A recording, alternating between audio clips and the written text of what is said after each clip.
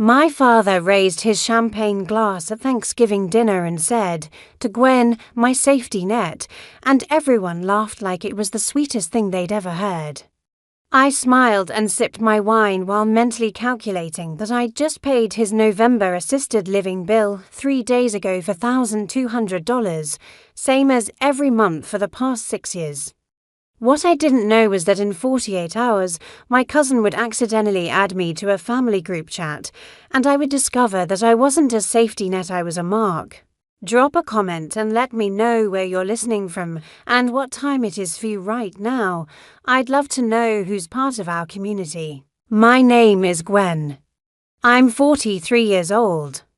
I'm an aerospace engineer at a defense contractor outside of Seattle, which means I design guidance systems for missiles and spend my days thinking about trajectories, fuel efficiency, and precision. My job is about cold, hard math. Variables. Absolutes. There's no room for emotion when you're calculating whether a $1 million piece of equipment will hit its target or explode on the launch pad. I've built my entire career on being precise, methodical, and reliable. Apparently, my family noticed. My father, Robert, is 71. 6 years ago, he had a stroke. Not severe, but enough that he couldn't live alone anymore. My mother had passed away 8 years before that, and my father never remarried. He was alone, scared, and suddenly very dependent. My older brother, Kevin, lived in Phoenix and had 3 kids in college. My younger sister, Mallory, was finding herself in Portland and worked part-time at a yoga studio. That left me single. Successful. Childless. Available. The conversation happened over the phone. My father's voice was shaky, vulnerable. "Gwen, honey, I don't know what I'm going to do. I can't afford one of those nice places. Medicare doesn't cover much. And my pension, it's just not enough. I did what I always do. I ran the numbers, I researched. Facilities.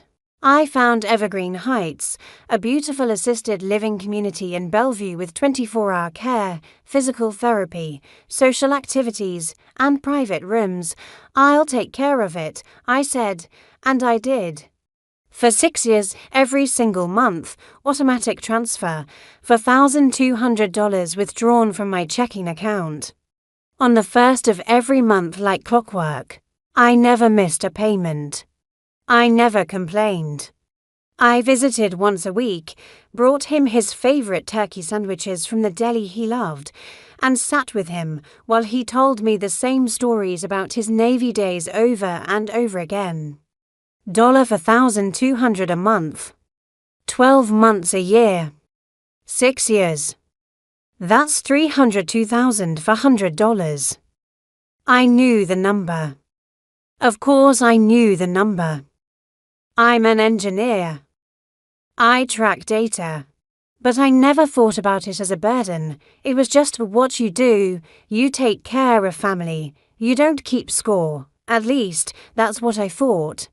Thanksgiving this year was at my brother Kevin's house in Phoenix. I flew in Wednesday night. Rented a car and showed up Thursday morning with 2 pumpkin pies and a bottle of wine. The house was chaos. Kevin's 3 kids now graduated, and back home for the holiday my sister Mallory with her new boyfriend, who wore a man bun and talked about chakras, my Aunt Linda, my Uncle Gene. And my cousins scattered across the living room. My father was holding court in the recliner. Looking healthier than he had in years. Evergreen Heights was good for him. The physical therapy, the social activities, the routine, it had given him a new lease on life. During dinner, Kevin stood up to make a toast. I just want to say how grateful I am that we're all here together. Family is everything. Everyone murmured in agreement. Then my father stood up, a little unsteady, and raised his own glass. I want to add something. I want to thank Gwen. He looked at me, his eyes getting misty. You've been my safety net. I don't know what I would have done without you. The table erupted in warm sounds. AWW. That's so sweet. You're such a good daughter, Gwen. I smiled. I clinked glasses. I felt a warm glow that I told myself was love and appreciation.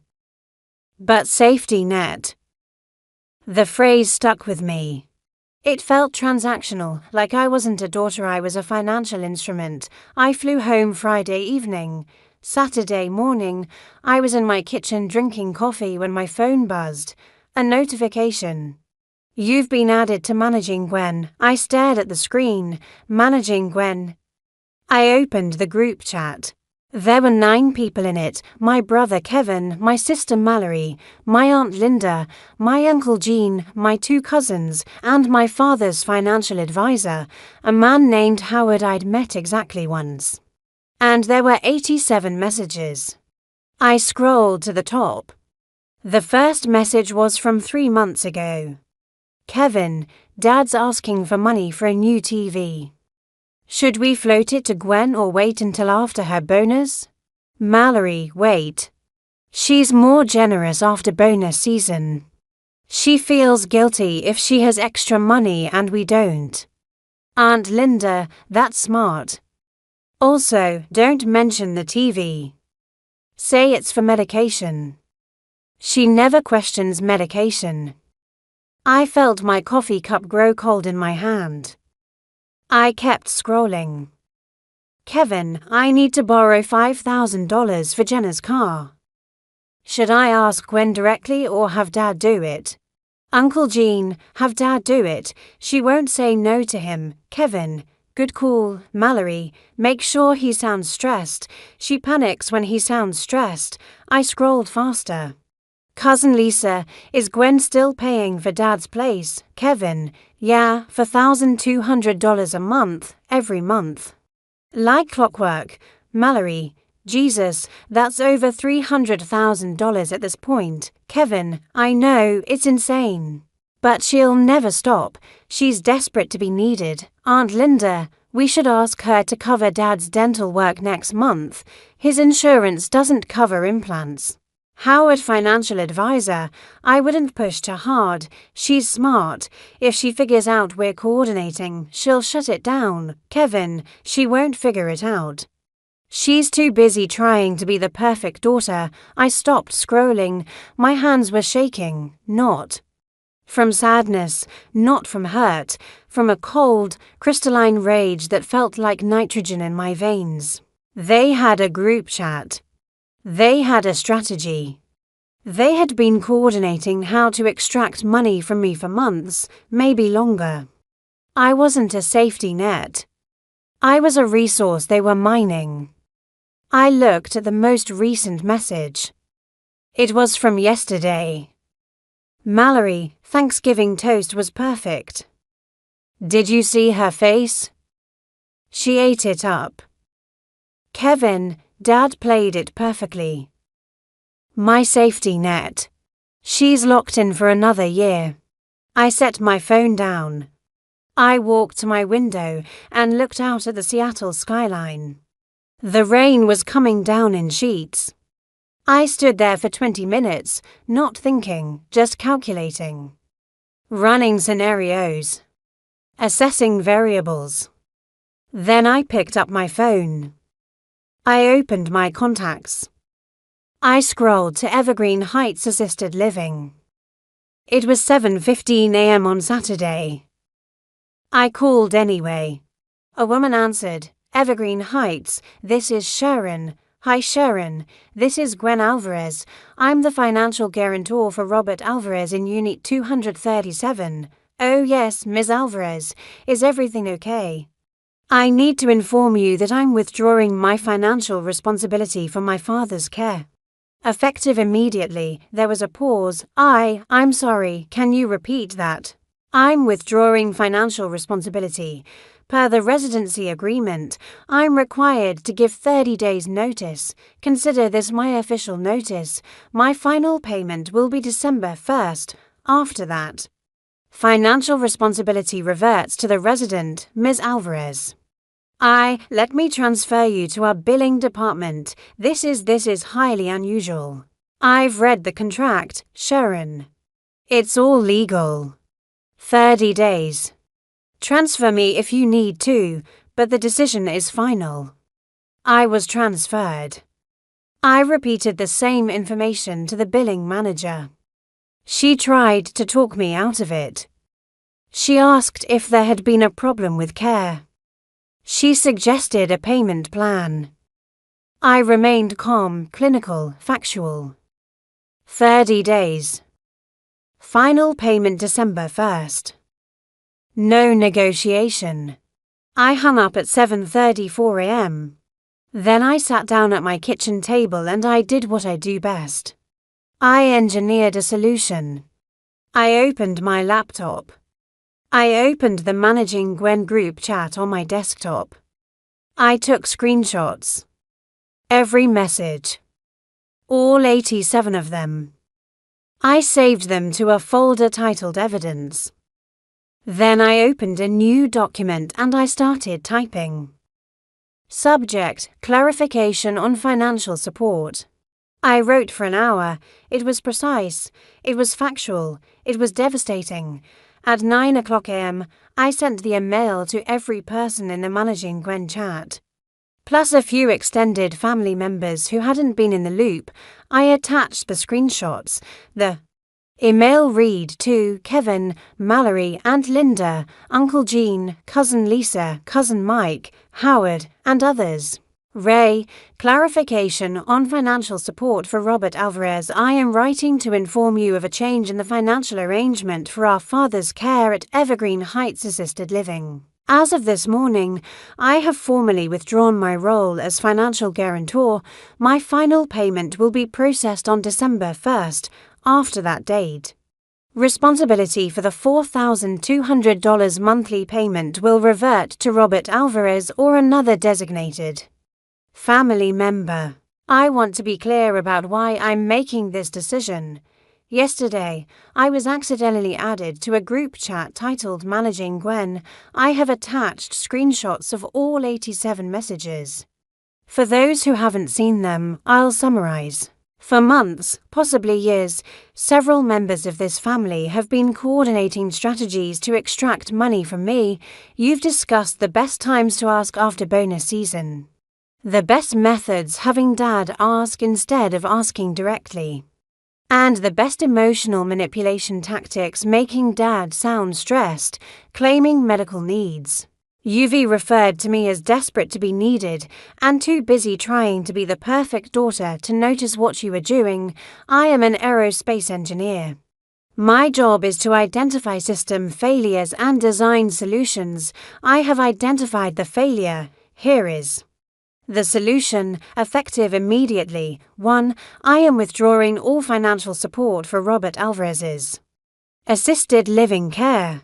2. I am removing myself from all shared financial accounts, subscriptions, or services I have been paying for on behalf of any family member. 3. I will not be available for emergency loans, co-signing arrangements, or other financial requests. 4. I will not be attending family gatherings where my value is measured solely by my bank account. For those of you who coordinated this effort, I want you to understand something. I didn't stop helping because I can't afford it. I stopped because you turned my generosity into a game. You didn't see a daughter or a sister. You saw a mark. To my father, you called me your safety net. You were right. But safety nets are designed to catch people who fall accidentally. They're not meant to catch people who jump repeatedly because they know someone will break their fall. The net is gone. I suggest you learn to fly. Gwen Alvarez. I hit send at 9:47 a.m. Then I turned off my phone. The fallout was nuclear. I didn't see it happen in real time because my phone was off, but I learned about it later.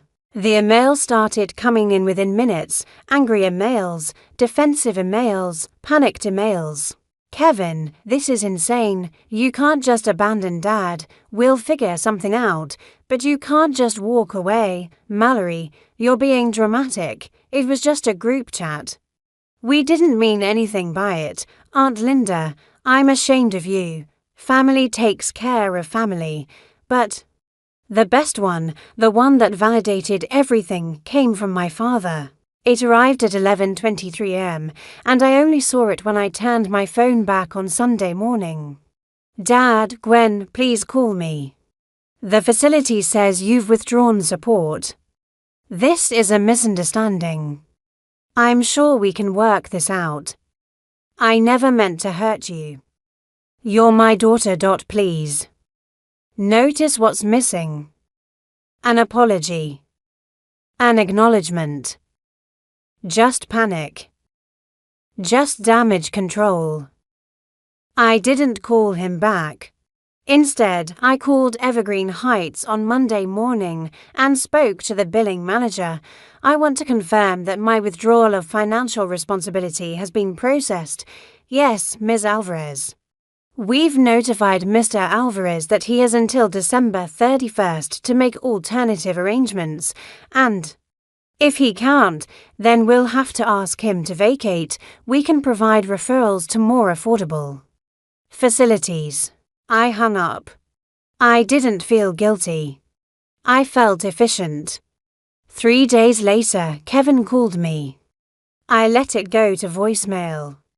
He left a message, Gwen, we need to talk. Dad's freaking out. Mallory and I. We can't cover for $1,200 a month. We have our own families. You know that. We're trying to figure out a payment plan with the facility, but they're not budging. Can you please just? Can we meet? Can we fix this? I didn't call him back. A week later, my sister Mallory showed up at my apartment. I saw her through the doorbell camera. She looked tired. She looked scared. She rang the bell 6 times. I didn't answer. She left a note under the door. Gwen, I'm sorry. We didn't mean for it to be like that. It was just. We were venting. You know how families are. Please. Dad's going to have to move to a state facility. You know what those places are like. Please call me. I read the note. I threw it away. Here's what they didn't understand. I wasn't punishing them out of spite. I was reallocating resources. I'm an engineer. When a system fails, you don't pour more resources into it. You redesign or you shut it down. I shut it down.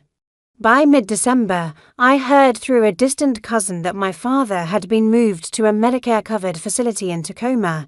It wasn't Evergreen Heights.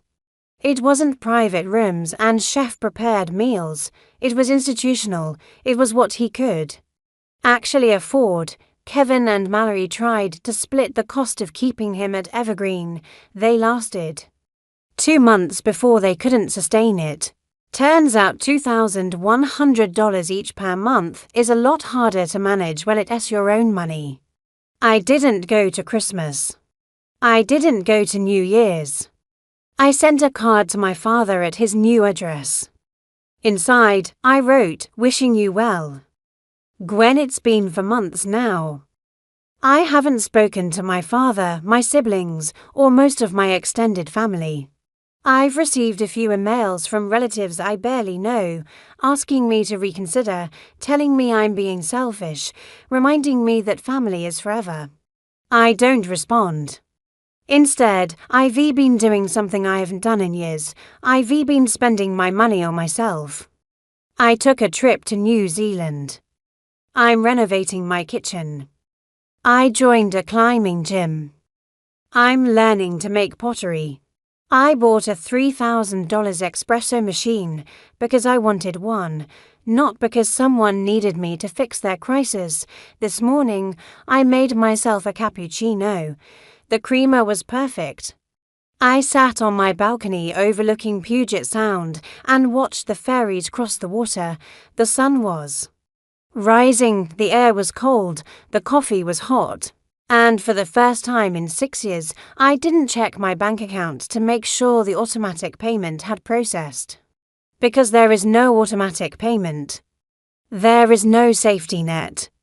There is just me and the sound of the water and the kind of peace that only comes when you finally stop catching people who were never really falling, they were just jumping. Because they knew you'd always be there. I close my eyes, I think about trajectories, about precision, about hitting your target. For 6 years, I aimed at the wrong target. I thought I was helping my father. I thought I was being a good daughter, but I was just funding a system designed to exploit me. I've recalculated, I've adjusted my trajectory. And this time, I am aiming at something better, a life where my value isn't measured by my ability to pay other people's bills. The coffee's still hot, the morning is quiet. The math finally adds up, and I'm not a safety net anymore, I'm just Gwen.